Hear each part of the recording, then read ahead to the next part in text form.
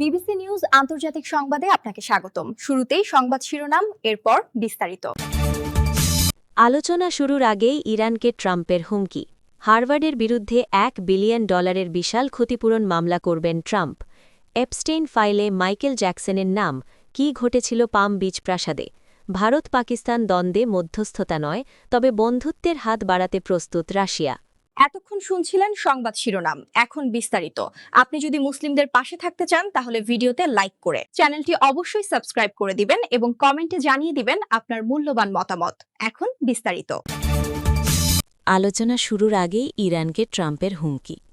দীর্ঘ সময়ের হুমকি পাল্টা হুমকির পর অবশেষে আলোচনায় বসতে রাজি হয়েছে যুক্তরাষ্ট্র ও ইরান।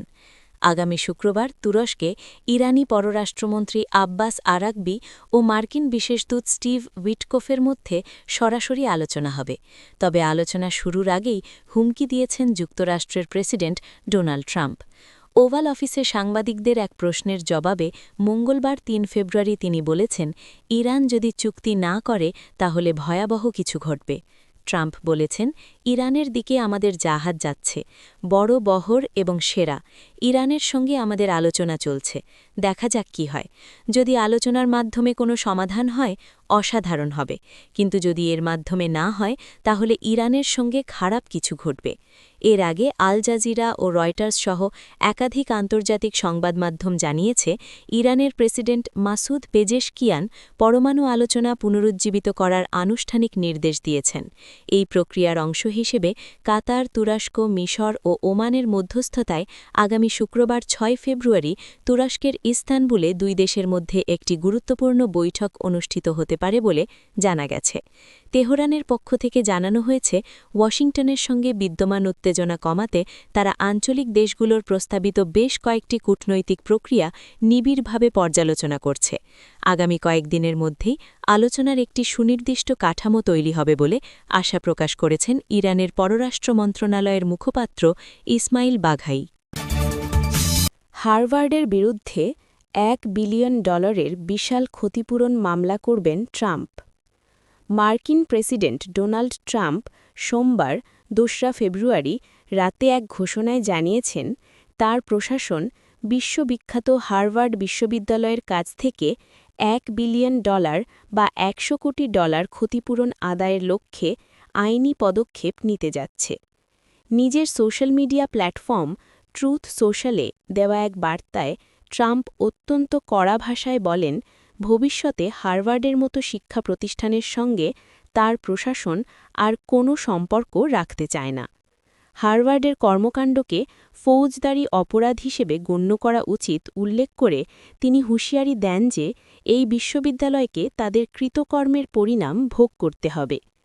এই সংঘাতের মূলে রয়েছে উচ্চ শিক্ষা প্রতিষ্ঠানগুলোর ওপর ট্রাম্প প্রশাসনের নিয়ন্ত্রণ প্রতিষ্ঠার দীর্ঘ প্রচেষ্টা।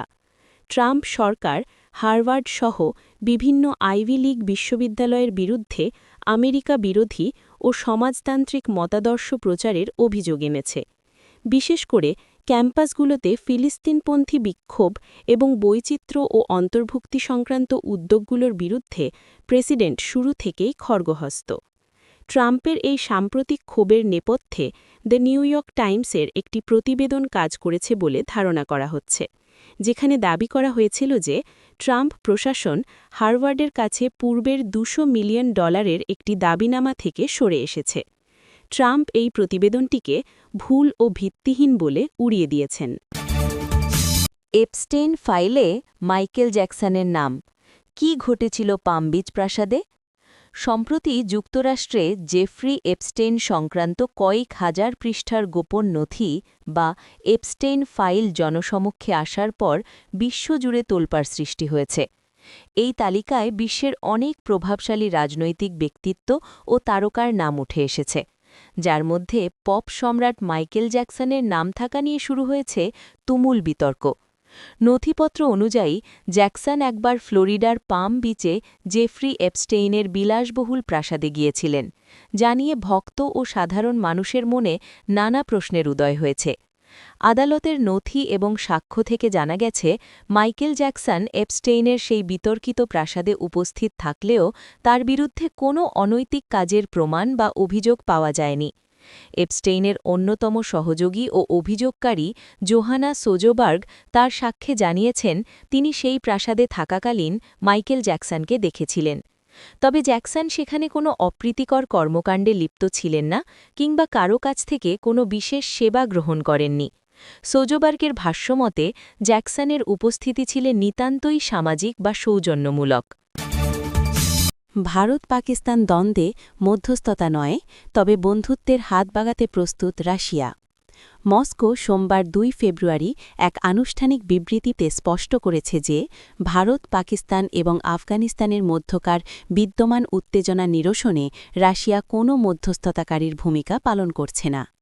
রুশ পররাষ্ট্রমন্ত্রী সের্গেই লাভরাভের বার্ষিক সংবাদ সম্মেলনের প্রেক্ষিতে পররাষ্ট্র মন্ত্রণালয় তাদের ওয়েব পোর্টালে জানায়, রাশিয়া এ সকল রাষ্ট্রের মধ্যে সরাসরি মধ্যস্থতা না করলেও সংশ্লিষ্ট দেশগুলো অনুরোধ করলে যে কোনো ধরনের মতপার্থক্য দূর করতে প্রয়োজনীয় সহায়তা দিতে সবসময় প্রস্তুত রয়েছে।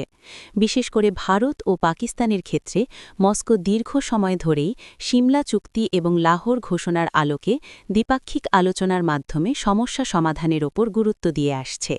রাশিয়া ও পাকিস্তানের মধ্যকার দ্বিপাক্ষিক সম্পর্কের বিষয়েও মন্ত্রণালয় বিস্তারিত তথ্য প্রদান করেছে। ২০২৫ সালে রুশ প্রেসিডেন্ট ভ্লাদিমির পুতিন এবং পাকিস্তানের প্রধানমন্ত্রী শাহবাজ শরীফের মধ্যে সাংহাই কোঅপারেশন অর্গানাইজেশনের বা SCO এর শীর্ষ সম্মেলনের সাইডলাইনে হওয়া বৈঠক সহ বেশ কিছু উচ্চ পর্যায়ের আলোচনা সম্পন্ন হয়েছে। রাজনৈতিক পর্যায়ের এই নিবিড় যোগাযোগ দুই দেশের মধ্যে পারস্পরিক স্বার্থ সংশ্লিষ্ট সহযোগিতা বৃদ্ধির ইচ্ছাকেই প্রতিফলিত করে বলে মস্কো মনে করে।